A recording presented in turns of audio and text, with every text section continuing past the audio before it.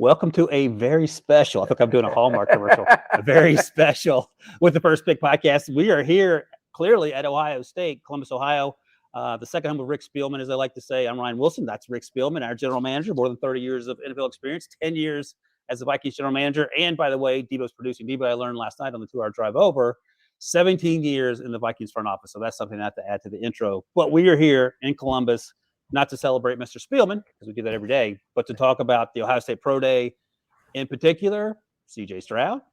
And of course, there were a lot of other players here that had good days that will get drafted. And we'll talk about those guys as well. So, Rick, let's start at the top. And everyone, you know the rules. You can watch us on at NFL on CBS on YouTube. Subscribe, thumbs up, give us a like and all other stuff. But Rick, let's start at the top with CJ Stroud and just your initial impressions from his pro day. This was my first pro day for a big time quarterback. I've been a couple Syracuse pro days. So disrespectful to Eric Dungy. You don't even know what I'm laughing at. Okay, you know, assume it was the fact. Okay, you got a lot of experience at these things. Well, I was going to ask you. So tell me what I should take away from the CJ Stroud thing from a veteran evaluator perspective, because for me, I thought he had a really good day. I thought he made a lot of great throws. We talk a lot of times about the ball being on the ground at these pro days because they're also scripted. There were a lot of balls on the ground compared to other pro days. Does any of that matter to you based on what we know about CJ Stroud? No, some of the balls that were on the ground here were receivers dropping the ball. So there wasn't a question to me about his accuracy. I think what he did at the combine and what I thought was one of the best quarterback workouts I've ever seen at the combine, I thought that just carried over in today's pro day. And it was a scripted workout. I believe you said he had 58 throws today. You've seen him throw short, intermediate, and the deep ball. He moved around in the pocket. They try to simulate as much things as they could that he's going to have to do when he gets to the NFL as best they can. But he got an opportunity to throw to his own receiver today on his own home turf. And I thought he took advantage of that opportunity. We're going to have an opportunity to go down and see Bryce Young, who we haven't seen thrown. Not yet. Throw yet in the offseason. So to see him today, to go see Bryce tomorrow, and then go see Will Levis on Friday, we'll have a pretty good feel for all these guys and how these teams are going to stack these quarterbacks up heading into the draft. So a couple things. When CJ started warming up on the field right before he went through his session, saw a couple balls wobble at all two levels, short and intermediate. It doesn't necessarily matter to me, but I made a note of it. I thought his arm strength was not an issue. And when he needed to step on one, he could step on one. The accuracy remains arguably the best in the class up there with Bryce Young. And we mentioned the drops, but does the wobble concern you? It's not a perfect spiral. It's not a tight spiral. Sometimes it's not. But a lot of those throws that were a little wobbly is when he was throwing, rolling to his right, throwing to his left. There was a lot of movement that he was doing with those. So, but the one thing I wanted to see was his feet and how coordinated he is when he's setting up in the pocket. There's no question about that. How the ball comes off his hand, I mean, it's ridiculous how smooth and easy that throwing motion is, and the velocity that he puts on the ball. And you're seeing balls that are thrown 50, 60, 70 yards downfield when he's moving around in the pocket, and he's got incredible arm strength. So there's no question about his arm talent. I know talking to a lot of people here at the Pro Day as well, they were very impressed with him. And it'll be interesting to see. I think he keeps getting closer and closer to be that QB1 for Carolina. But we'll see tomorrow, because I know Carolina and that contingency with the ownership, the head coach, the GM, their whole crew, I think they had 8 or 9 people here today, will be at the Alabama Pro Day. And then on Friday, up to Kentucky to see Will Levis. Yeah, so our buddy Pete Prisco, who gives us a hard time, me in particular, about falling in love, asked as soon as the pro day ended, were we slobbering all over CJ? And I think CJ earned that because of the way he played. And his arm strength, to talk about that quickly, is it doesn't require a lot of effort on his part to get the ball going. Like, he can just snap it off, and 60 yards later, the ball is hitting the receivers, usually in the hands downfield. Now, again, let's bring it back a little bit. We talk about the Zach Wilson Pro Day. You were there 2 years ago. That's when the 49ers traded up from 12 to 3 to get Trey Lance. Right. Everyone loved the Zach Wilson Pro Day. Is there anything that we shouldn't take stock in terms of overreactions, or do we just take it as it is and go from there? Well, just talking about the Zach Wilson Pro Day, it was a great Pro Day. And all these Pro Days, that we saw today are scripted. So they have a specific plan in place on, okay, we're going to throw this many out routes. They're going to throw this many option routes. They're going to throw this many deep in routes. They're going to throw this many out routes. They're going to throw this many deep balls. So it is all scripted. But the one thing, when you watch Zach Wilson, you watch this tape, he did some phenomenal things on tape as well, had a very good pro day, but the throws he got away at the collegiate level at BYU, he's not getting away with right now in the NFL. So CJ Stroud, I have no question that everything that we've seen on tape, that's going to translate to him being a very successful quarterback at the next level. Let me ask you this, and then we'll take a quick break and we'll talk about some of the other players here at the Ohio State Pro Day. Why was it the case that we all liked CJ in the fall, but he was under the radar compared to Will Levis, even Anthony Richardson, of course, Bryce Young. And then once we met him in person at the Super Bowl, and then at the Combine, and then you chatted with him for a second today, and you see him in person and sort of see the teammate. Why is that changing the narrative? No, the tape hasn't changed. No, the tape hasn't changed, but you're trying to find out who the person is. And one of the biggest things, it's not just the physical ability of a quarterback, but it's the leadership. Does he put in the work that he needs to put in to be a successful NFL quarterback? You got to be, we talked about Hendon Hooker. And when we talked to some of his receivers, he was the first one in the parking lot at 6:30 in the morning, last one to leave. So a lot of teams right now are having meetings with CJ. They're trying to understand his knowledge. They're talking to all the sources here at the school. Everybody I talked to said he is everything you want in a quarterback, not only on the field, but how he prepares week in and week out.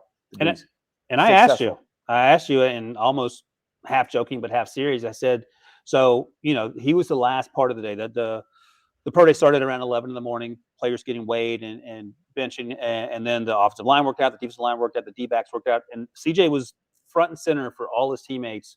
And I said to you, does that matter? And you said, yeah, it actually does matter. Yeah, because I'm watching him, even with his defensive lineman and offensive lineman, he's there encouraging them. So you got to kind of go back and then say, okay, was this because there was 32 NFL teams here, some owners, all the head coaches that were here, the general managers? Is this what he normally is like, or is he doing this because we're all here watching? So those are the things that you try to understand and talk to the sources in the building that, is this truly who he is? But that tells you that he's out there. I can tell the teammates, you look at the teammates and how they respected him because they gravitated to him while he was out there. So you mentioned all the teams that were here and represented. Is this a typical Ohio State Pro Day, or is this different because it's a quarterback? No, it's a typical Ohio State Pro Day because they always have guys. They always have someone in the first round. The quarterback probably puts a little more emphasis. Like, I don't know. I mean, David Tepper, the owner of the Carolina Panthers, were here. But when you're trying to make a decision for your franchise to find the next franchise quarterback or the face of your franchise, then you're going to put all your resources necessary to be here. And there were a lot of teams here. We saw Pete Carroll here. We saw John Schneider here. All those teams in the top 5, they were here and doing their evaluations. So you mentioned, again, was it the fact that CJ Stroud knew that all the teams were here that he decided to act the way he acted? Or is that just who he is? We'll talk about another player after the break who knew all 32 teams were here, and he didn't do some things. All right, so let's talk about Dawand Jones. And we just did a segment on CBS Sports HQ where we talked about the Ohio State Pro Day, and the conversation came to Dawand Jones. He was 6'8". His arms are 36 and change. And when he went to get measured, or get weighed, excuse me, this is what the scout said. No weight, choice. So his own choice, not to get weighed. Now, he weighed 375 at the Senior Bowl. That was back in early February, late January. So now we've had 5-6 weeks since then. And 375, 5 or 6 weeks later, could go any number of directions. Oh, yeah.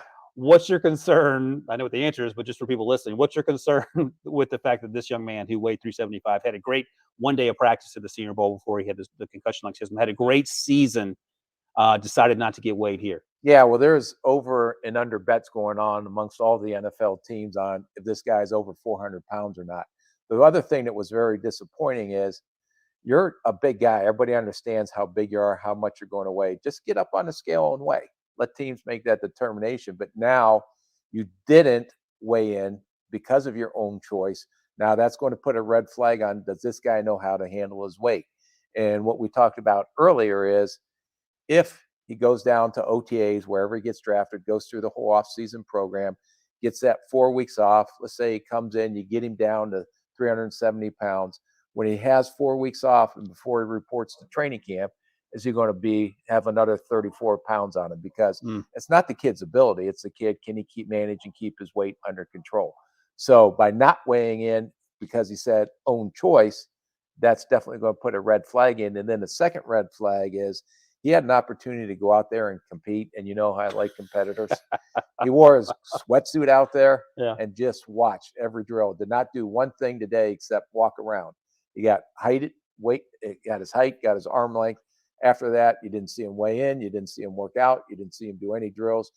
After pro days, when they have the scripted workout, then a lot of times the coaches that are here, and there was a bunch of offensive line coaches here today, go down and work them on the side while the other drills are going on.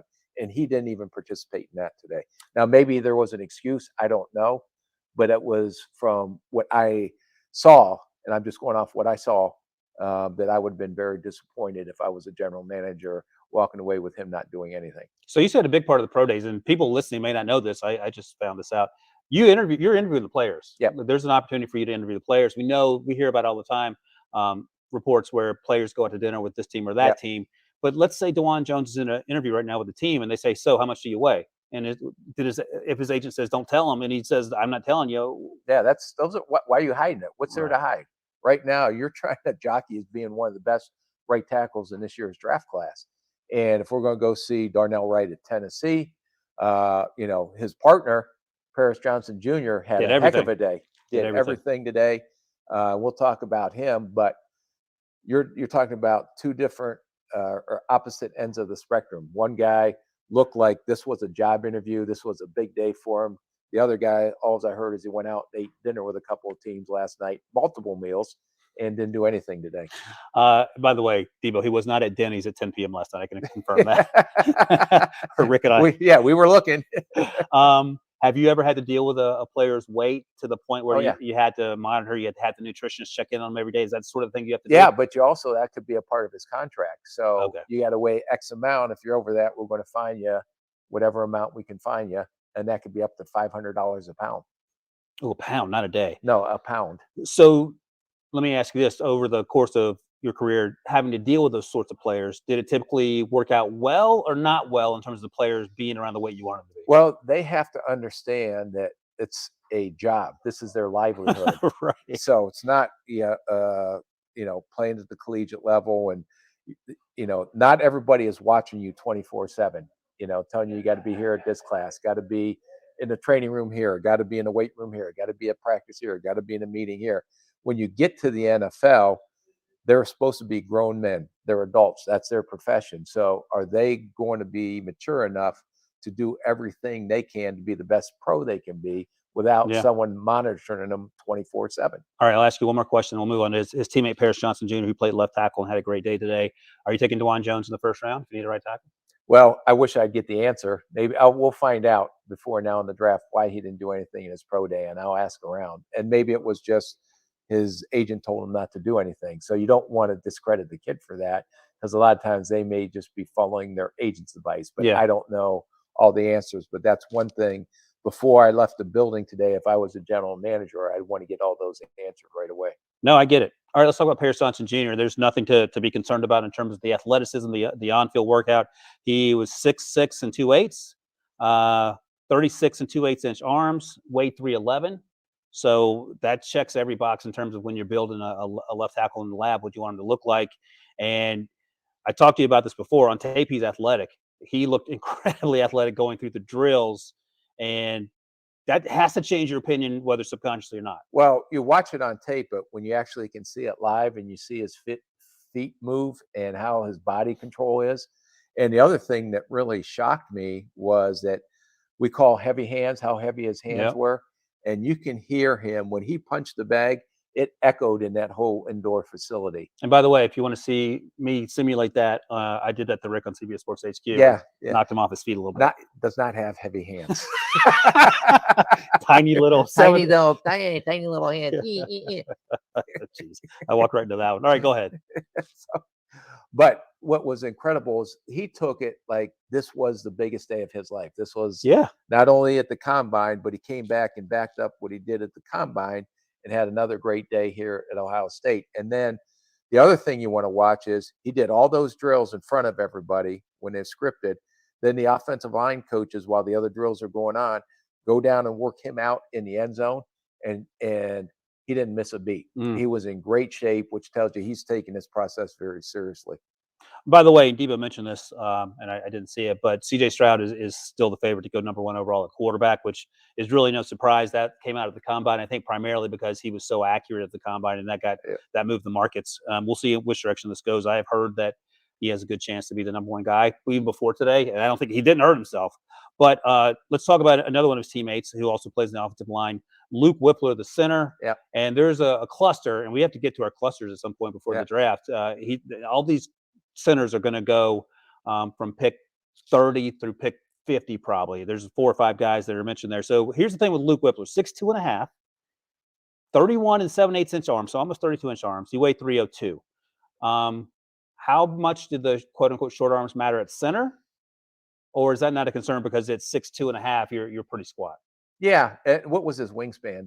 77 1/8. Okay, that's pretty short. Yeah. So what that tells you is that, by the way, by comparison, 87 6/8 was Dawand Jones' wingspan. Yeah, that's a pretty drastic that's difference. A huge difference.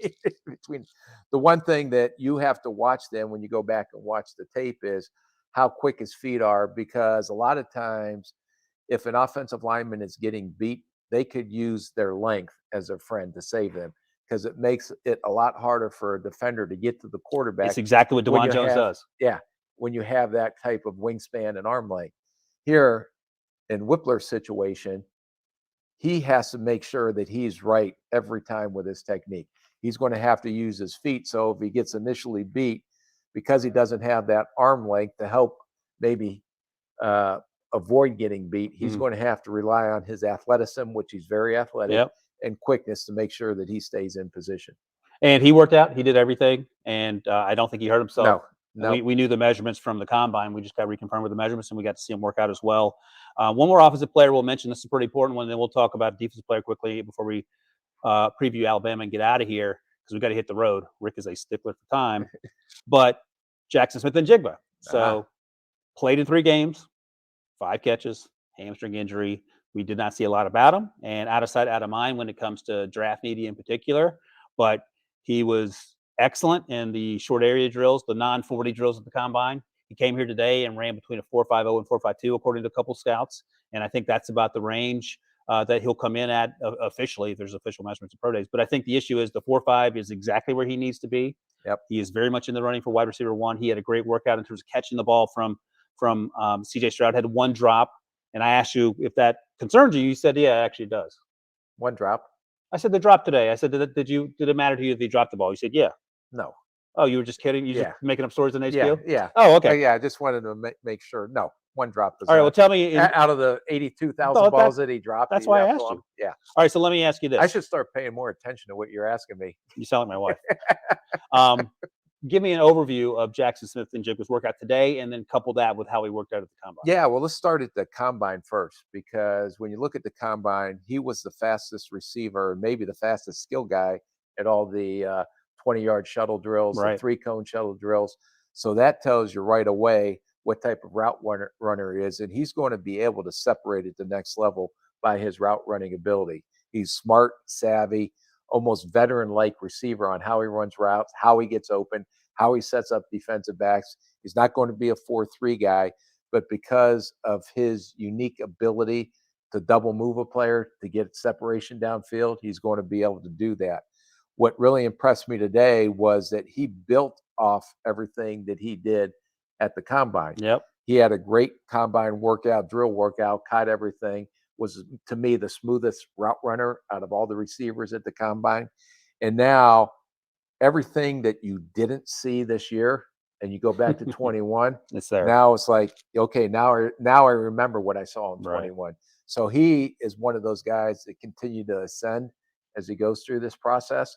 And to put a 4.50, that's more than fast enough that he'll be able to be a number 2 for sure, maybe a number 1 receiver at the next level. And you made the point earlier that if he were eligible to come out after 2021, he'd be a first-round pick all day long. Maybe definitely wide receiver 1 in this draft class with that sort of production. Well, I talked to a few people, general managers that are picking below in the 20s. Yeah. And they don't believe they're going to see him. I had heard earlier this week that he or Zay Flowers, I told us he could be wide receiver 1 over the guys we've been talking up a lot, Quentin Johnston, Jordan Addison. Again, I don't like to say he had a bad combine, ran a 4.49, but people were expecting him to be more explosive. So that's interesting, and you're right. What he has been able to do in terms of the short area quickness, 4.5 is fast enough. On tape, he is consistently getting separation. And I said to you, what if he ran a 4.6? And you said the conversation changes a little bit. Yeah. A 4.6 receiver, and it may not seem that big a deal to the public, but a 1/10 of a difference in a 40 is huge when you're trying to play at the next level. Yeah. When you're going up against Sauce Gardner. Yeah. It doesn't help you running a 4.6. All right. So, yeah, a great day for him. In fact, everyone who worked out today, I think the arrow is pointing up on those players. Dawand Jones didn't work out, and we'll see. We have to wait and find out. Obviously, he's a first-round talent. But another player who worked out, and Rick, when you see these guys up close and in person, and you get you and people. That's why it's important to come to these pro days so you can talk to people, but also you can see these guys and everything that you saw, what you thought you saw on tape. When you get right next to these kids and see how they're built and how they move with your own eyes in person, it makes a difference. And I'm saying that, preface that to talk about Zach Harrison. Yeah. 6'5" and a half, 10-inch hands, 36 3/8-inch arms. Does Ohio State recruit anyone with under 36-inch arm length? No, 86 7/8. That was his wingspan. It's actually an inch shorter than Dawand Jones, and he weighed 269. Edge rusher. And the issue with him on tape is that he's a little stiff. Yep. And he had a 34.5-inch vertical, which looked like he touched the top of the weight room, which was like 4 stories. And some of his drills, he looked less stiff. And some of the open field drills, you could sort of see it, but you're not drafting him to drop into coverage. No. And I think the one thing you wanted to see, the first step quickness. Now, when you see it in person, you can see he has all that. You can see he has the length. I was a little surprised on how well he has developed upstairs in his upper body, but he looks a little thinner through his lower body. Why is that a concern? Well, just because you want guys that have thick through their hips, through their thighs, especially defensive linemen, to stand up to stand. Yeah, because they're going to have to go up against the Dawand Joneses and the Paris Johnsons. It's a little easier to set the edge when you're not. Yeah, but this guy, what saves him is his leverage and his arm length, and he can play with some knee bend. The biggest issue I had with him is when he gets to the quarterback level, when he's coming upfield, is can he bend at the edge and work through the outside edge or the outside shoulder of the offensive tackle to flatten to the quarterback. And I do think there's a little bit of stiffness there, but I think if a defensive line coach works with this kid's natural abilities and his length, that they're going to teach him how to rush the passer. One other criticism I probably had on his tape was sometimes I just wish he would let it loose. And it looks like he plays by the numbers. He wants to be perfect all the time, doing everything. And I think once he understands that, just go chase the guy with the ball in his hand and let it happen. Top 60 guy? I think I'm going to say he'll be gone by Friday, but I would say late to early. Okay. 3. No, I feel better about that. And last thing, and we'll get out of here because we're on time constraint, Debo. Bryce Young tomorrow. What are you expecting? Well, it's a big day for him. Because he didn't throw at the combine. He was QB1, didn't throw at the combine. He told us on set that all of it was planned for tomorrow. So he's going to, there's no question about his ability when you watch him on tape, but he is putting all of his eggs in one basket. So he better hell of a workout tomorrow. Hell of a basket. Yeah, and a big basket because there's one here at Ohio State that's nipping at his heels right now and could overtake him. Yeah, but as you mentioned, Bryce has been up to the challenge every single time. So I would imagine tomorrow Stage will be is never too big for that kid. Never too big. And we'll be back tomorrow with another podcast before we head back into this area to see Will Levis on Friday. But for now, For Rick, for me, for Debo, that is this edition of With the First Pick. We'll see you guys tomorrow.